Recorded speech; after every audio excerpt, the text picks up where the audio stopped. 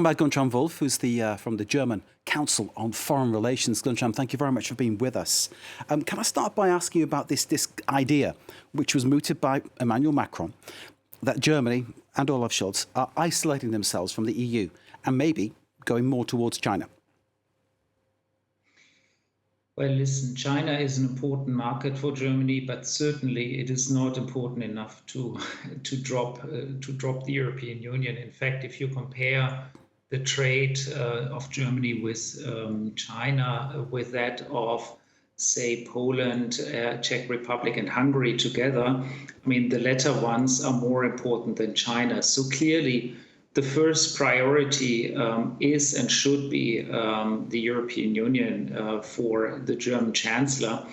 And so it's against that background that I'm somewhat unhappy that he actually traveled on his own to Beijing. It would have been much better to travel together with Emmanuel Macron and ideally also with a leader from the European institutions.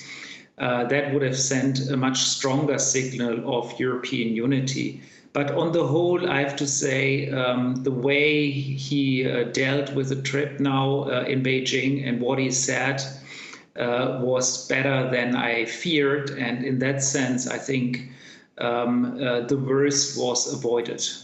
So is there a sense, as some have mooted, that there may be a question here of Germany replacing its relationship with Russia with more building on its relationship with China? Is China somehow replacing the role that Russia played? Well, not really. I mean, these are very different animals. The relation with Russia was primarily centered on gas imports, so basically on fossil fuels. With China, the issue is and has been about trade and investment relations, but also increasingly actually about importing.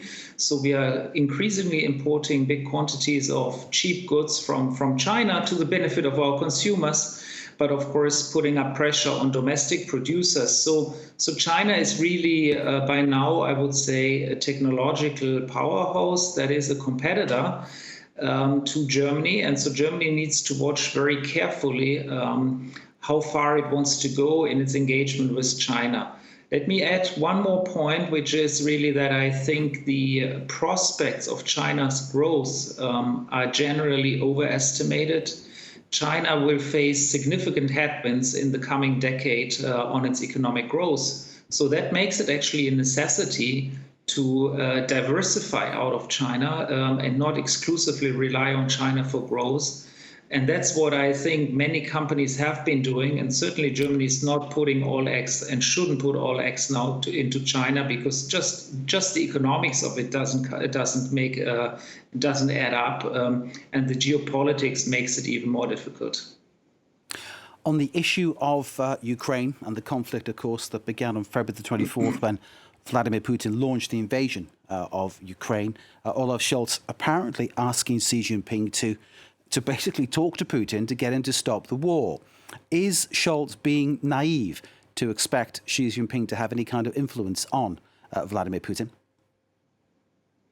No, I don't think he is naive on that point. In fact, I think it's one of the most important and critical points that Olaf Scholz made to Xi Jinping, arguing and making it clear that European security interests are the priority number one. Put differently, if China was to support Russia more materially, be that support the nuclear issue or support deliver arms or supply microchips or anything that could strengthen Russia's military capacity, that would immediately have to mean that Germany would have to draw massive consequences on its relation with China.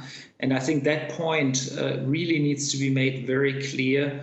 If China supports Russia more than it already does, it would mean an end. It will have to mean an end to the relation, because the security interests are just too big for Germany, for the European Union, for Europe as a whole. Guntram Wolff of the German Council on Foreign Relations, thank you so very much indeed for giving us that analysis of the trip of Olaf Scholz to visit Xi Jinping, Berlin to Beijing.